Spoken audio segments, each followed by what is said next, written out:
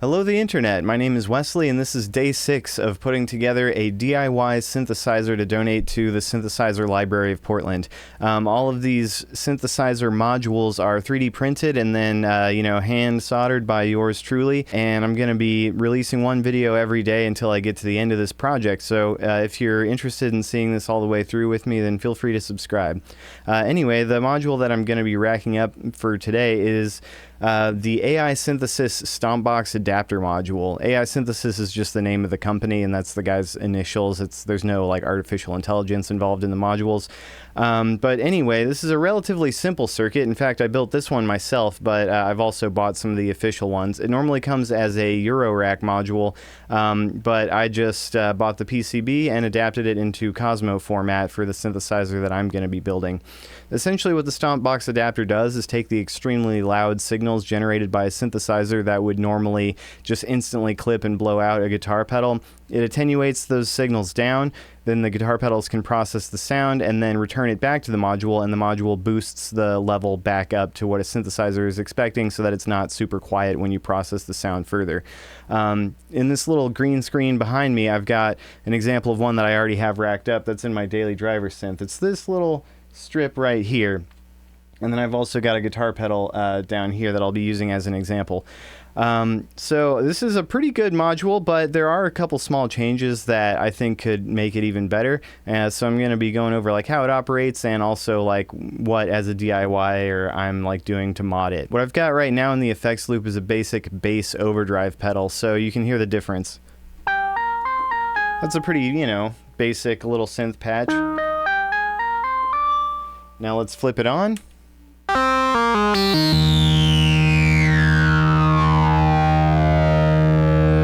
So I really like putting a resonant filter into an overdrive because that big resonant peak from the filter can really make an overdrive growl. With an overdrive pedal, sometimes you can kind of fake it and it's not as crucial, but if you have something like a chorus, phaser, flanger, that kind of thing, it just kind of instantly saturates and it just doesn't sound that good. So being able to like dip the level down, process it through your guitar pedal, and then boost it back up is really helpful. But you're not just limited to drive pedals, there's all kinds of guitar pedals. This one's an automatic harmonizer that can take a mono synth like the one I'm playing right now and kind of turn it into something that sounds a little more like a polysynth.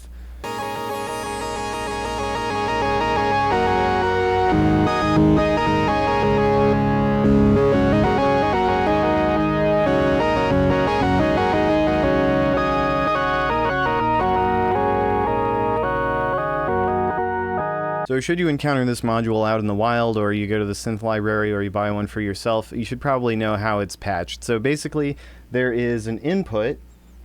So right now here is like the sound that's coming out of my filter. That goes to the input. Next you've got the send, which is basically the module giving its signal to the guitar pedal. So the send is going to go from this little send jack into the input of the guitar pedal. Next you take the output of the guitar pedal, or the chain of guitar pedals if you have more than one, and you're going to put that back into the return. And then the module boosts the level back up to what a synthesizer is expecting, and then you have the output. And so from the output I'm taking that all the way over to my VCA.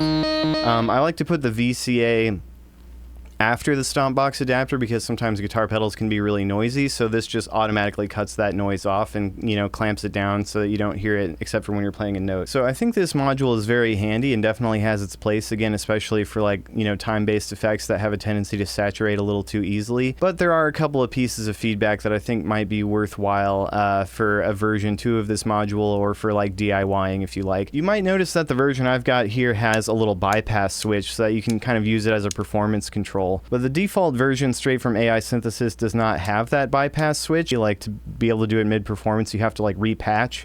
And I think that the bypass switch is pretty crucial and should definitely belong in a version 2 of the module. You'll also notice that there's 2 potentiometers here, one for the level of the signal that's being sent to the guitar pedal, and one for the level of the signal that's being received from the guitar pedal. So you can use these to make some adjustments to make sure that when you bypass the module or engage it, that you're not getting these huge differences in volume level. So basically the return volume knob can only get as loud as basic unity gain. It only brings the signal back to where it was. So I think by changing some of the resistor values to give yourself a little bit of extra gain on tap, you could then compensate for signal drops in the guitar pedal chain, and that would make it so that you didn't need to have some additional guitar pedal to like boost the signal back up. Another thing is that Eurorack modules use 1/8 inch instead of 1/4 inch, but guitar pedals use the larger 1/4 inch plugs, which means that even though the module is really small, you need to have some way to convert into the type of plug that a guitar pedal needs. It's like the headphone jack versus an instrument cable. So I think it would be really nice if the send and return on the module itself were 1/4 inch. The only problem is that that would make the unit wider, and then it would take up more space in your rack. The other thing that you might be noticing is that there's like this little cable that I've got right here, and that is power that I'm taking directly from the power supply in my synthesizer. I have a 9-volt regulator, and then that goes into this cable and it powers the guitar pedal. So I don't need to have an extra power supply or like an extra wall socket anywhere. And just having like one less thing to plug in is pretty handy for me. I think it would be pretty darn handy if the Eurorack module just had like some way to get 9 volts off of it to power like one guitar pedal, because sometimes if it's just like a little drive pedal or something, like they hardly need any current. It's still a very worthwhile module to have around just because a lot of people have spare guitar pedals that can just like add a ton of effects and flavor. This next bit is a matter of personal preference, but you can see on the default Eurorack version you have a jack up here, then a knob, then 2 more jacks, then a knob, then another jack. I really prefer to have any knobs and switches up top and then all the jacks moved below so that you're not reaching in between cables when you're trying to access something that might be a performance control.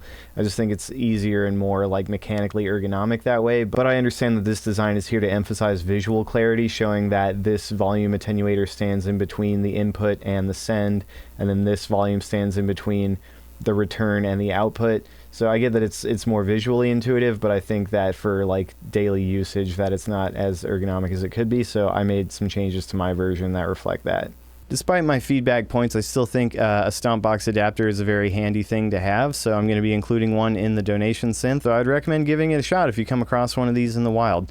Anyway, my name is Wesley. I'm going to continue adding modules to my skiff for the Synth Library of Portland until the entire thing is done and ready to play, so feel free to sub if you want to see the rest of that journey. Thanks very much and have a good day.